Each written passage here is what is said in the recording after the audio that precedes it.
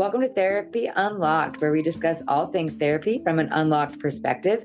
I'm Emily Huffman, and I'm here with Katrina. Hello, Katrina Mondragon, licensed professional counselor.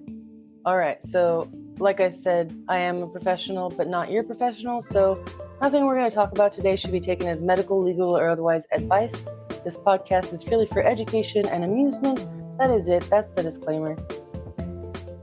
Education, amusement, and because I would like to be famous. So please like, subscribe, follow, engage, hate on us, join the conversation, find us on YouTube, find us on Instagram, find us anywhere where you listen to podcasts, because I love a creeper and I love a hater and I love a lover. So if you like the podcast, if you dislike the podcast, I'd like to hear from you. Oh, that's a really good point. Okay, so empathetic fallacies being essentially trying to reason with the abuser or perpetrator in a way that appeals to their sensitivities. You want to treat me better. You don't want to do this. You care about me. Things like that. You cannot convince someone to love you. They love you or they do not love you. Cannot convince them to love you. Cannot convince them that you cannot convince someone to have empathy. I think a lot of women especially try really hard to tell their partners, this is where I am standing in my shoes.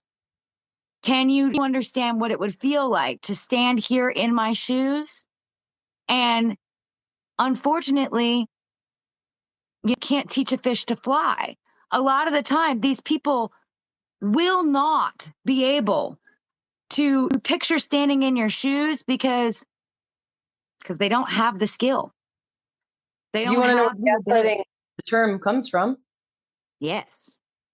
1938, so almost 100 years ago, from a stage play called Gaslight. And so this husband tries to drive his wife crazy by dimming the lights, which are powered by gas, and he insists that he hasn't done it. And she is just like going crazy because she points it out, and he's like, no, I didn't do it.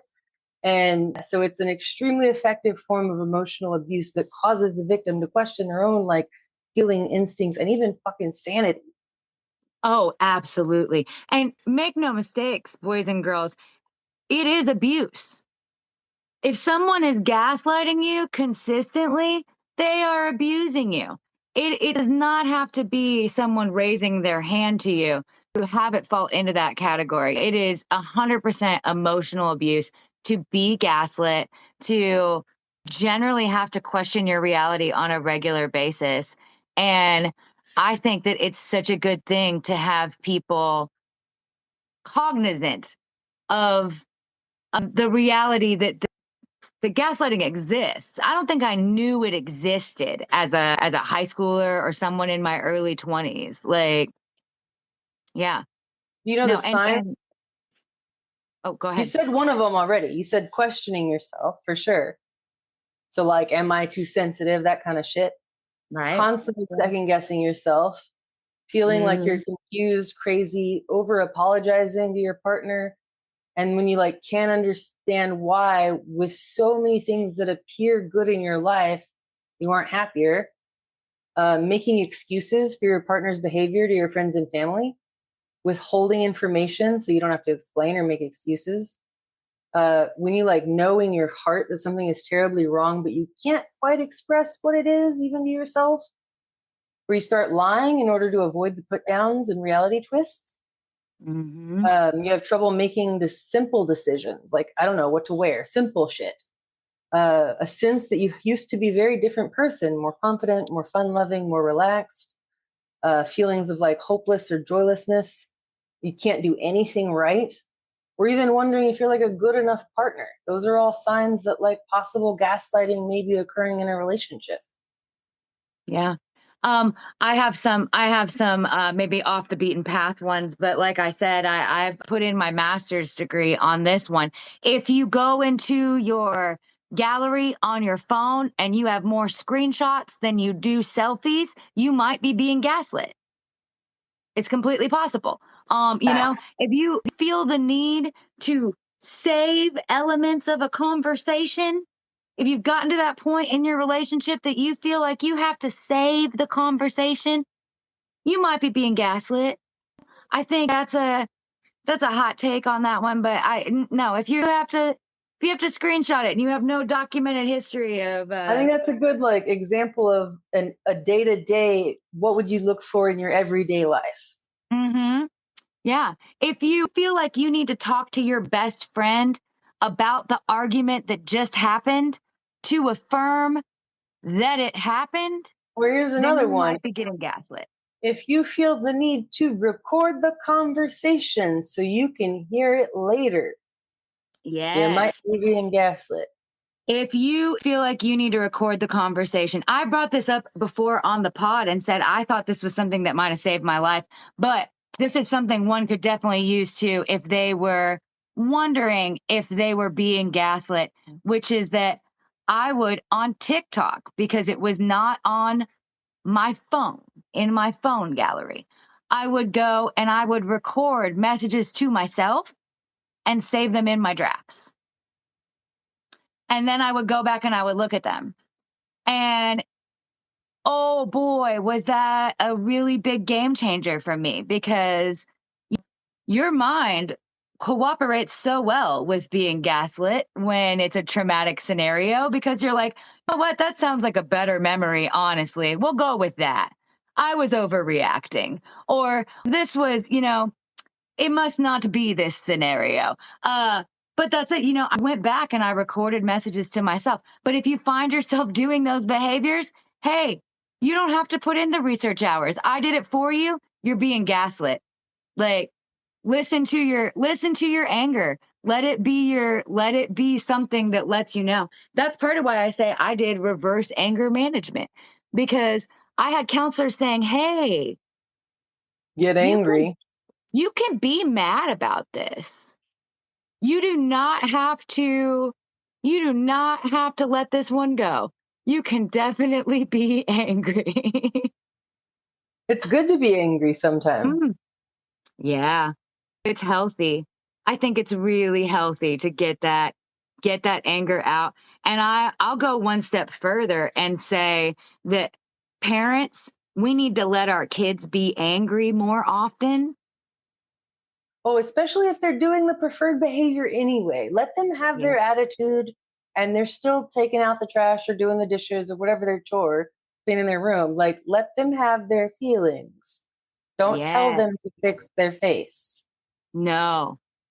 I'm a big believer in you can have your feelings. Do not let them hurt anyone else, right? So we do talk a lot about that, but especially for I'll say to the boy moms, but to the mothers of sons, we should really be letting our sons be angry now so that they can learn how to do that in a healthy way and not grow up to increase the statistical abuse of women. I think that's really important. And then for the mothers of daughters, I'll say it's equally important, and that we need to teach our daughters to be angry so that they can learn to understand what their emotions are telling them, where they are in these different scenarios, for the same overall purpose. Anger is also a great way to set boundaries. I recently heard a song where it was along the lines of, and excuse my voice, I'm not a singer. You don't have to be nice to men who creep you out. Oh, yeah, it don't be polite to men who creep you out. Yep. Yes, I love that song. I have sung it with, maybe I'll record her, not her face, but maybe I'll make a short of her. But I taught that song to There's a patty my cake thing children. where they do it on TikTok. Mm-hmm. Yep. Yeah, I saw that when it came around. I want to say that it came around the first time in like 2020 or 2021. And Now then I've Sarah Hester seen, Ross has put out, I think Sarah Hester Ross put out a version just the other day. nice. Nice. I love that. I love her. She's such a good singer. She's amazing. And she cracks me up. She is hilarious. She's definitely one of those creators that, like, delusionally, I'm like, we could hang. We'd be friends.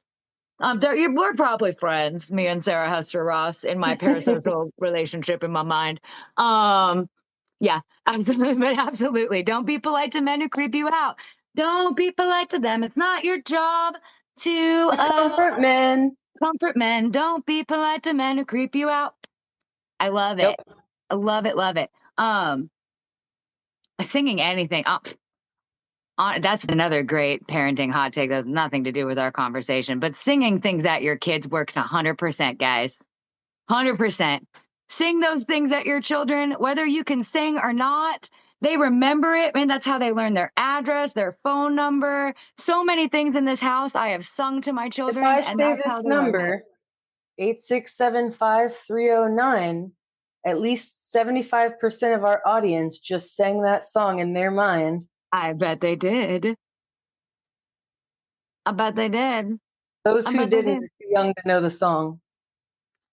Yeah, if you have no idea what the tune of 8675309 is,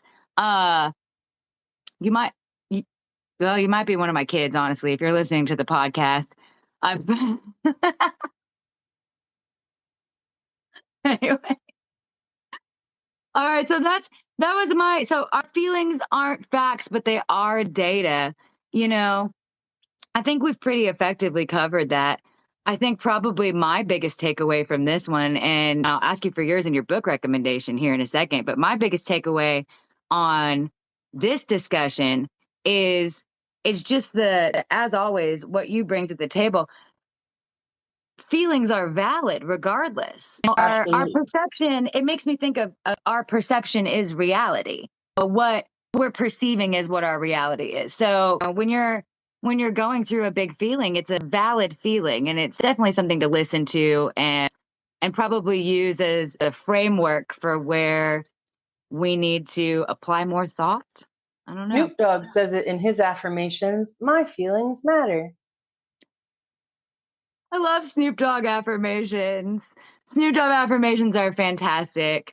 If you haven't, I can't believe that Snoop Dogg, to talk about a generation gap, but like the Snoop Dogg that I grew up with, uh, was in trouble with the law, was a lot of different things. And now the Snoop Dogg that my children know is the guy who is teaching us that our feelings are valid. And going to the Olympics with Martha Stewart. So that one, I feel like they are, if they're not in love, they're at least, their love is admirable. I enjoy their love. I do. I like the love between Snoop Dogg and Martha Stewart. I can only hope. I want someone someday who looks at me like Snoop Dogg looks at Martha Stewart and vice versa. Let me tell you. That is, they love each other. What's you had a book recommendation for us? Oh, yeah. This was actually written by a therapist named Lori Gottlieb. She's out of California. I don't know if she's still practicing or not, but she wrote, maybe you should talk to someone, a therapist, her therapist, and our lives revealed. You want to pick a page? Right. Yeah, I'll pick a page. Let's do It only goes to like 400. Okay. 97. 97 is going to be after 95, but before 98.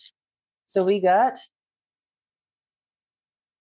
it's a little bit of a story, so it's going to sound a little narrative. It says, right, no dressing, no drinks. Dressing, he yells into the phone, which is on speaker. Dressing, he sighs loudly and rolls his eyes. Extra dressing, the guy says at the restaurant in broken English. And it tells a story here about the guy trying to order his Chinese food. And then it's, yikes, John grumbles until his lunch arrives. But as we set our salads, he lets down the drawbridge a bit. I've already had lunch, and I eat some salad along anyway to join him. There's something innately bonding about sharing a meal together. I hear some stories about his father and older brothers and how he thinks it's strange that while he doesn't remember much about his mom, he began dreaming about her a few years ago. He keeps having visions of the same dream, like Groundhog Day. He can't make it stop. He wants it to stop. Even in his sleep, he says he's being bothered. He just wants peace. And it says, I inquired about the dream, and he says it will upset him to talk about it, and he's not paying me to upset him. Didn't he just tell me that he wanted peace? Don't they teach listening skills to therapists? I want to talk about what he just said to challenge his beliefs that he should be uncomfortable in therapy and that he can find peace without also experiencing discomfort. But I need time for that, and there are just a couple of minutes left. And so that's kind of the end of that chapter 15. There's another little bit on the next page, but essentially they call that doorknob therapy, where a client drops something real big at the very end of the session. Okay, so that started and I was like, I don't know if this is going to make for a good clip, but it ended on such a great clip on more than one level. The first being that once you can kind of gain from the conversation that it's that we have a therapist there who's speaking to another person, just that don't they teach listening skills in therapy? Maybe you should talk to someone. It really brought it back to that title of the book, and also a little bit what we talked about today. If he had paused for a moment, the character in that narrative had paused for a moment and thought, "Hey, what are my feelings telling me about this repeated dream, this thing I don't want to talk about, this unpleasantness I don't want to experience?" That might have been the play, might have been the right move. Yeah. And I think that was kind of what they don't teach listening skills. But then the other one being, I love the phrase doorknob therapy. I wonder why we do that though. Do you know why we do that? Not a clue. I have done that myself and even thought to myself, I'm not going to do this. I'm going to bring this up when I go to therapy today. And then I don't bring it up. And then it's right about time to go. And I'm like, oh, hey, by the way, trauma. So a good way to counter that is to write it down. Just have like a sticky note. And then when you come into session, give your little sticky note with the thing you don't want to talk about. You don't even have to say it. Just give it. This is what I don't want to talk about. I don't want to talk about this. So we might talk about it. That feels like a game of, it's like, here, I'd like to play keep away. Keep this away from me, but eventually do give it to me. But keep it away from me until then, okay? And then the conversation can start however you like. Therapist might bring it back to what's on the sticky note eventually. Yep. That's fantastic. I love that idea. Bring your doorknob therapy idea to therapy in advance, and let it be your therapist's problem. It's not your problem anymore. They have to bring it up. Yeah. Fantastic. All right, so I think that's all we've got today for Therapy Unlocked. I hope everybody comes back and joins us next week when we talk more unlocking the mind, one conversation at a time, and a little bit of everything else too. And I love it when you throw the ball. You guys, if you're watching the video, let me tell you, she does this thing. She has a little ball. She throws it back and forth. I don't know. It's weird. But it's not weird in a bad way. It's weird in a good way. It just entertains me, immediately distracts me, and ruined my outro. But that said, I love you. And thanks for joining us on Therapy Unlocked. Later.